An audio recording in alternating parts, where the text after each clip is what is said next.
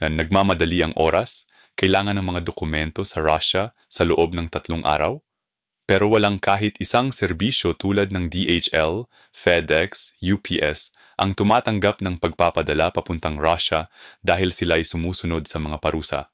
Pamilyar ba ito? Noong 2023, umabot sa halos 633 milyon at 400,000 dolyar ng Estados Unidos ang dalawang panig na kalakalan sa pagitan ng Pilipinas at Russia. Isa sa mga pangunahing larangan ng kooperasyon ay ang transportasyon, pagmimina at agrikultura. Araw-araw kaming naghahatid ng mahahalagang dokumento sa Russia kahit na tumatanggi ang iba. Walang burokrasya, walang abala, simple at nasa oras, mula 1 hanggang 7 araw ng trabaho. Kumusta? Ako si Alexei Antonov. Noong 2014 itinatag ko ang internasyonal na serbisyo ng paghahatid na TSM na naghahatid ng mga dokumento mula sa mga pribadong tao at kumpanya sa Pilipinas papunta sa anumang lungsod ng Russia kahit na may mga parusa, saradong hangganan o pandemya. Nag-oorganisa kami ng express delivery papunta at mula Russia dahil may alternatibong ruta kami sa pamamagitan ng mga kaalyadong bansa at sariling network ng mga ahente. Mula noong 2022 hanggang ngayon, matagumpay naming naihatid ang mga padala mula Pilipinas papunta Russia at nakatanggap ng positibong feedback.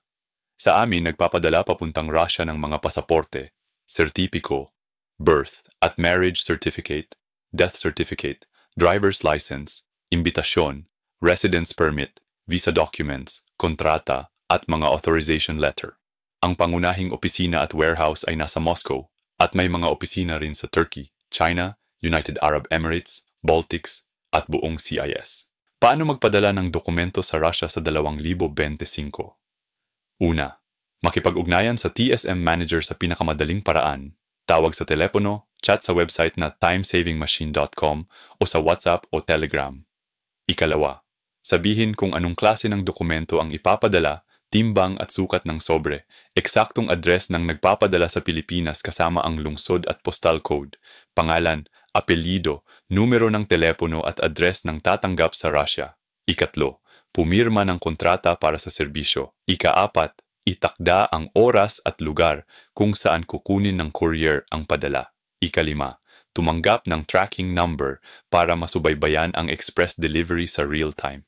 Ang padala ay ihahatid sa Russia direkta ng courier hanggang sa pinto ng tatanggap, sa bahay, opisina o government office, mula 1 hanggang 12 araw ng trabaho, depende sa napiling rate. Ang buong proseso ng express delivery ay nasa ilalim ng kontrol ng personal manager. Karaniwang iniaalok ng manager ang 4 na paraan ng paghahatid. Onboard courier, pinakamabilis, 24 hanggang 48 oras, kung saan dala mismo ng courier sa hand carry ang iyong dokumento sakay ng eroplano. Express delivery, transit sa pamamagitan ng aming hubs sa CIS o Europa, depende sa bansa ng pinagmulan. Ang tagal ng delivery ay mula 2 araw hanggang 5 araw ng trabaho. Budget delivery, mas mura dahil mas mahaba ang oras ng biyahe. Aabutin ng 5 hanggang 12 araw ng trabaho. Economical delivery, para sa hindi nagmamadali. Aabutin ng 2 hanggang 3 linggo. Sa anumang rate, ang dokumento ay personal na ihahatid ng courier sa mismong tatanggap. Ang aming logistics team ang nag-aasikaso ng customs documents, packaging, ruta at paraan ng transportasyon.